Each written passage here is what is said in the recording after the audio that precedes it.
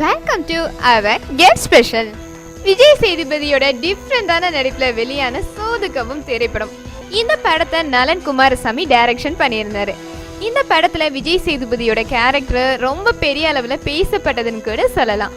அதை தொடர்ந்து இப்ப இவங்களோட கூட்டணியில வெளிவர இருக்க திரைப்படம் தான் காதலும் கடந்து போகும். இந்த படத்துல விஜய் சேதுபதிக்கு ஜோடியா மொடனா அப்படிங்கிற ஹீரோயினை இன்ட்ரோடியூஸ் பண்றாரா டைரக்டர். அண்ட் அவங்கள தொடர்ந்து இந்த படத்துல சமுத்திரக்கனியும் ஒரு முக்கியமான கதாபாத்திரத்துல நடிக்கிறாரு.